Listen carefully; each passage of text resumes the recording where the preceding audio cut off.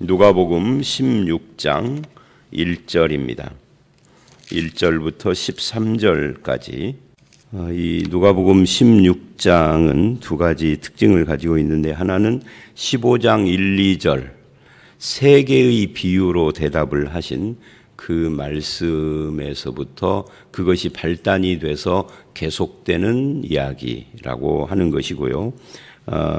또 하나는 이 말씀이 그 다른 복음서 마태, 마가, 요한 그 어떤 복음서에도 이 불의한 청지기 비유가 등장하지 않는다 하는 겁니다. 오직 누가복음에만 이 비유가 나와요.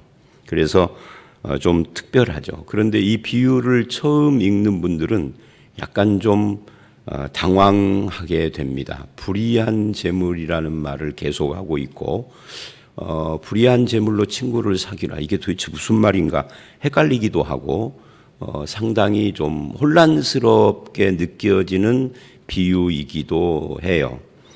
그러나 이 본문에 나오는 이 불의의 재물이라고 하는 이 표현, 이것은 이제 그 9절에 보면은 불의의 재물로 친구를 사귀라 이렇게 말을 해요. 이 표현은 불의하게, 즉 부정직한 방법, 불의한 방법, 잘못된 방법으로 얻은 재물이라는 의미가 아닙니다. 우리가 그 한국말은 끝까지 들어봐야 된다는 말을 자주 하잖아요. 왜 그러느냐면 한국말은 주어가 나오고 동사가 저 뒤에 나오는 구조이기 때문에 그래요. 영어나 이런 것은 주어 밑 바로 다음에 동사가 나오니까 금방 캐치를 할 수가 있는데, 오늘 새벽에 미얀마에 있는 그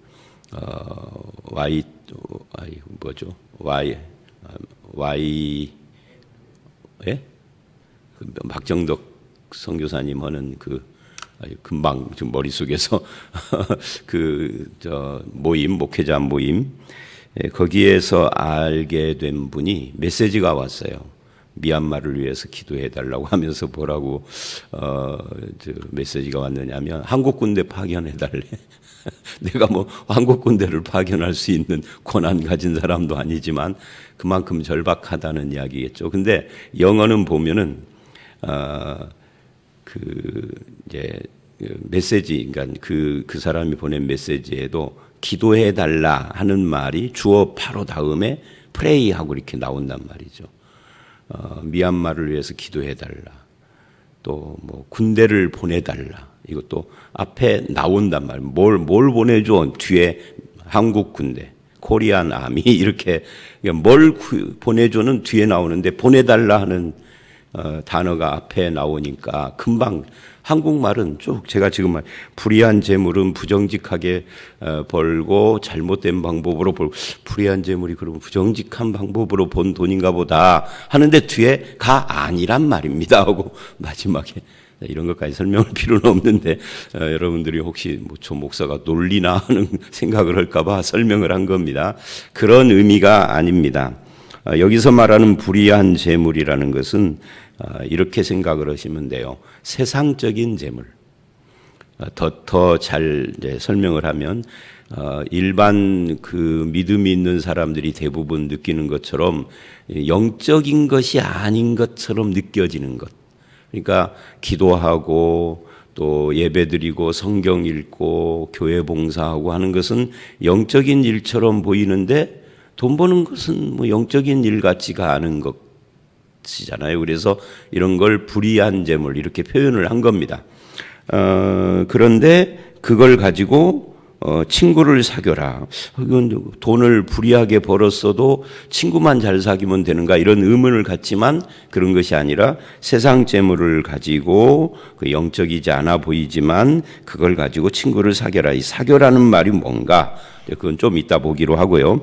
자, 그래서 이제 이 본문 1절을 보면 제자들에게 말씀을 하셨습니다. 제자들에게 이제 그 앞에 이야기는, 15장 이야기는 바리새인 서기관들에게 비유로 말을 한 거고, 15장 끝까지 당자의 비유까지, 이제 16장 1절은 그 환경 속에서, 똑같은 환경 속에서 제자들에게, 그러니까 얼굴을 돌리고 제자들에게 말씀을 하셨다는 거죠. 어떤 부자에게 청지기가 있는데 그가 주인의 소유를 낭비한다. 그러니까 불의한 청지기인 거죠.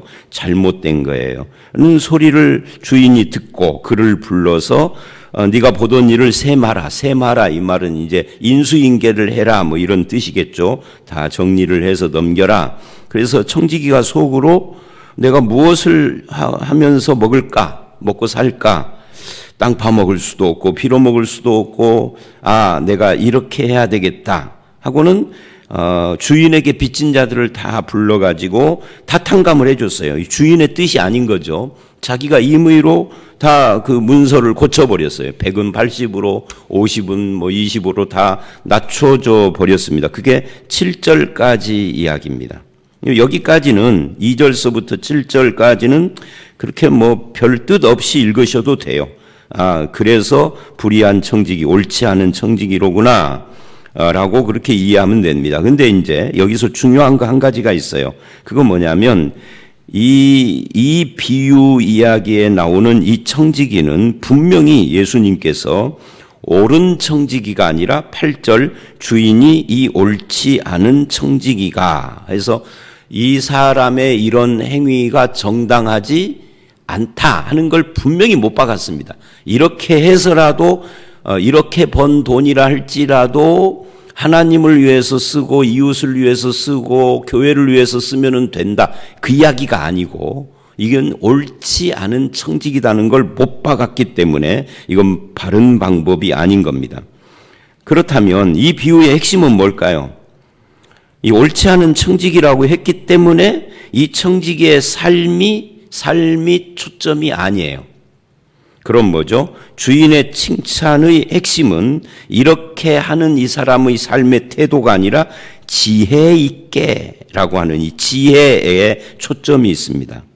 그것을 주인이 칭찬했단 말이죠. 자기 미래를 대비해서 준비하는 지혜예요.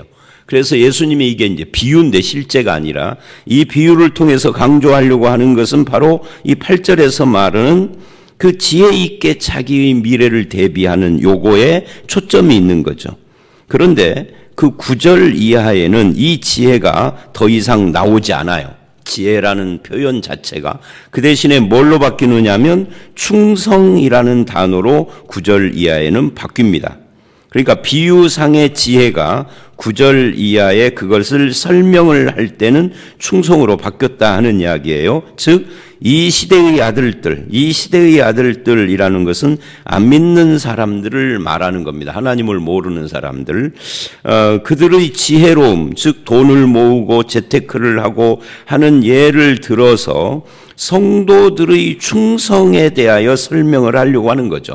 근데 무엇에 대한 충성이냐? 우리는 보통 하나님에 대한 충성하고 그냥 전체를 퉁치고 그냥 두리뭉술 그렇게 이야기를 하는데 여기서는 구체적으로 믿는 사람들이 흔히 생각하는 영적이지 않은 그것, 즉 재물이라든지 물질, 여기서 재물은 맘몬이라고 나와요. 그러니까 맘몬, 영적인 의미를 담고 있는 거죠. 이 재물이라는 것, 돈이라는 것이 그냥 화폐가 아니라 그것을 어떻게 쓰느냐 하는 문제. 그러니까 우리는 신앙 좋은 것을 보통 어떻게 생각하느냐면 교회 와서 몇 시간 기도하느냐 이런 걸로 신앙 좋은 것 따지고 교회 봉사는 일주일에 며칠 하느냐 밖에 나가서 전도지는 몇 장 돌렸느냐 이웃 사람들에게 신앙 간증했느냐 뭐 이런 걸로 신앙 좋은지 안 좋은지를 따져요. 그런데 이 예수님의 비유는 그게 아니고 전혀 영적이지 않는 재물을 어떻게 썼느냐. 그거 이야기를 하고 있는 거예요. 충성. 그러니까 꼭 재물만이 아니라 재물뿐만이 아니라 여기서는 재물과 함께 재능, 내게 주어진 지위, 직분, 세상에서 교회에서 말고 이런 것들을 어떻게 사용을 하느냐를 가지고 지혜롭고 충성스러운 신자인가 아닌가를 말하고 있다. 지금 그런 이야기예요. 그걸 가지고 어떻게 사용하느냐 할 때 이제 9절이 그것을 설명을 하고 있는 거죠. 불의의 제물로, 즉 불의한 방법으로 모은 제물이 아니라 그 너희들이 불의하다라고 하는 그 세상적인 제물 또는 재능 또는 지위 또는 너의 능력 이런 것들을 가지고 친구를 사귀라 그렇게 말을 해요. 이 도대체 친구는 뭐냐 하는 이게 이제 또 의문이 되지만 그것이 이제 뒤에 10절 이하에 쭉 설명을 하는 걸 보면은 이제 어떤 의미인지 우리가 알 수 있죠. 여기서는 친구를 사귀라 그들이 너희를 영조할 처소로 이 친구가 나를 영원히 거주할 처소로 인도한다는 거 보니까 이 친구가 그냥 친구가 아닌 거죠. 그래서 일단 이렇게 말을 할 수 있어요. 이 친구가 예수님 또는 하나님일 수 있어요. 그러니까 세상 재물을 가지고도 하나님께 충성하는 사람 되어지는 거 이야기를 하고 있는 겁니다. 그래서 우리가 재물이나 재능, 지위, 나의 능력 이런 걸 가지고 하나님 앞에 충성스러워야 되는데 이거를 10절에는 또 다시 전환을 시켜요. 지극히 작은 것에 그래요. 그러니까 여태까지 불의의 제물이라고 했던 그것을 여기 10절에서는 바꾸죠. 지극히 작은 것. 그러니까 단순히 돈만 말하는 것이 아니다 하는 거죠. 그런데 여기서 그것을 지극히 작은이라고 표현을 했다는 거죠. 그러니까 이런 거예요. 내가 대통령이라 해도 하나님 볼 때는 지극히 작은 거죠. 내가 국회의원이라 해도 하나님 볼 때는 지극히 작은 거고. 그러니까 우리가 가끔 선거 때가 되면은 아쉬운 장면들을 많이 봐요. 여를 지지하든 야를 지지하든 그런 거 상관없이 대권 주자라든지 국회의원 출마라든지 이런 사람들이 분명히 기독교 집사라고 들었는데 장로라고 들었는데 이 표 때문에 절간에 가서 합장하고 뭐 절을 하고 뭐 이렇게 그냥 이렇게 합장만 하는 것이 아니라 이렇게 그 손 펴고 엎드려서 절하는 정식 절을 부처 앞에 하기도 하고 뭐 별짓을 다 한다고. 옛날에 김영삼 씨는 뭐 무당들 집합체를 뭐 만들어주기도 하고 교회에 와서는 교회에 약속하고 뭐 다른 단체 가서는 또 완전히 반대되는 약속을 공약을 하고 이제 이렇게 하는데 그런 거예요. 그런 것들이 영적이지 않으니까 작아 보이지만 그것에 충성스럽지 않은 자는 대통령이 되고 국회의원이 될지는 모르지만 하나님 앞에는 충성스러운 하나님의 백성이 아니다 하는 거예요. 하나님께 찍히는 거죠, 그 사람은. 하나님에 찍혔는데 대통령 되고 국회의원 됐는데요. 대통령 됐다라는 것이 하나님의 축복이라고 누가 그래요? 하나님 보시기엔 그 축복이라고 생각하지 않습니다. 아합은 왕이었어요. 근데 죽일 놈이잖아요. 사울도 초대 왕이었어요. 그래도 하나님 앞에는 지옥 갈 인사지. 그 축복, 그 왕 되고 대통령 되고 국회의원 되는 게 축복이 아니에요. 그런 걸 축복이라고 하는 것은 말하자면 유교적이고 무속적인 축복관인 거죠. 유교에서는 출세하는 것이 축복이고 무속에서도 돈 벌고 출세하는 것이 축복이라고 하니까 그 기독교는 그걸 축복이라고 한 적이 없어요. 왕이라 할지라도 다윗의 길을 걸었느냐 아합의 길을 걸었느냐 여로보암의 길을 걸었느냐 그걸 확실하게 따져서 말씀을 하시죠. 다윗의 길을 걷지 않았으면 축복이 아니에요. 지위 자체는 축복하고 아무 상관이 없습니다. 학교 교장이 축복이 아니고 학교 소사라 해도 하나님 잘 믿는 것이 축복인 거죠. 자, 그래서 다시 지극히 작은 것이라고 그래요. 이 지극히 작은 건 실제로 작은 게 아니죠. 인간이 볼 때는 굉장히 큰 것일 수 있는데 하나님 보실 때 작은 것, 그게 불의한 재물이고 이 지극히 작은 거하고는 같은 맥락이란 말이죠. 근데 거기에는 이건 뭐 교회 일 아니고 이 신앙적인 일이 아니고 영적인 일이 아니니까 이건 뭐 그냥 내가 알아서 내 뜻대로 하면 되지가 아니라 그것에도 충성된 자여야 큰 것, 이 큰 것이라는 말은 실제로 크다는 개념이 아니에요.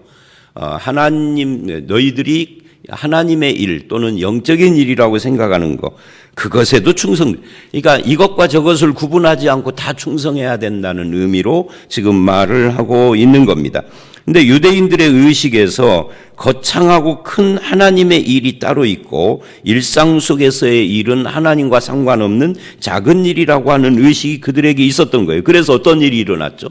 그래서 무조건 부자는 하나님의 축복이다 생각을 해서 돈 모으는 데 혈안이 된 거예요. 그래서 이제 이 비유는 핵심이 아까 8, 9절이 핵심이기도 하고 8절이 핵심이에요. 그런데 조금 더 넓게 보면은 13절과 내일 말씀인 14절이 핵심이기도 합니다. 왜요? 그게 결론이거든요. 두 주인 섬기는 거. 근데 두 주인을 섬길 수 없다라고 하자 14절에 바리새인들이 비웃어요. 왜? 돈을 좋아하기 때문에. 이게 이제 14절이 내일 말씀으로 돼 있지만 오늘 말씀의 결론이기도 합니다. 그러니까 저들은 큰 거 영적인 거, 작은 거 세속적인 것을 구분해 놓고 작고 세속적이라고 생각한 것에 대해서는 한껏 욕심을 부리며 그렇게 살았다는 거예요. 이건 영적인 것이 아니니까 하고. 그리고 굉장히 종교적인 것에는 경건한 척하고 그랬다는 거죠. 이것을 10절에서 지극히 작은 것에 불의한 자, 충성된 자, 그것은 큰 것에 불의한 자, 충성된 자하고 연결되어 있다. 이것저것 구분이 안 된다. 교회 일에 충성된 자가 세상 속에서 하나님 앞에 충성스럽지 않은 건 이건 이율배반이다라고 말하는 거예요. 종교적인 일과 세상적인 일, 인간이 구분한 거지 하나님이 구분하시지 않으신 거죠. 대수롭지 않게 생각하면 안 된다. 이제 그것을 11절 이하에는 또 전환을 시킵니다.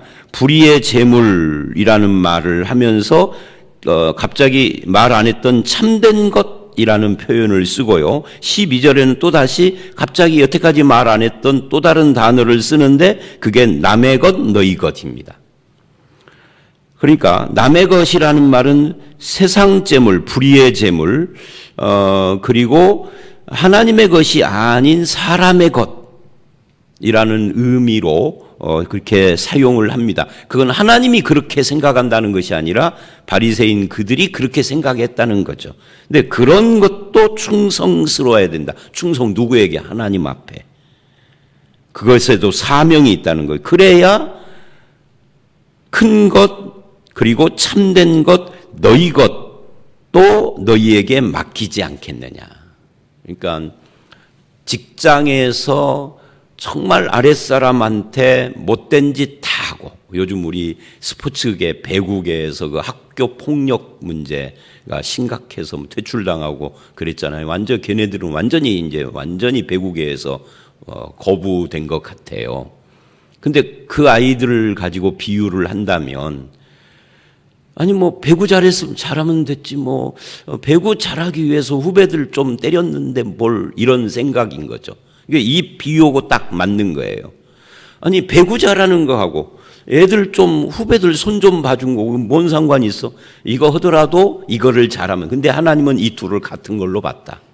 그러니까 우리가 직장 생활을 하면서 그렇게 아랫사람들에게 못되게 굴었는데 교회 와서 굉장히 신실한 안수 집사예요. 하나님은 이 둘을 같은 걸로 보지 따로 보지 않는다는 거예요. 직장에서 악독하면은 교회에서 신실한 안수 집사 그건 위장이다, 위선이다 하는 거예요.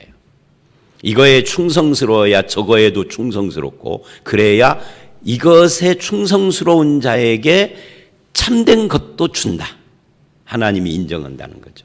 그러니까 이 비유가 좀 헷갈리게 계속 전환하니까 헷갈리지만 실은 흐르는 이야기는 딱 한 가지예요. 둘 다에 충성스러워야 된다. 그러면서 결론을 내리죠.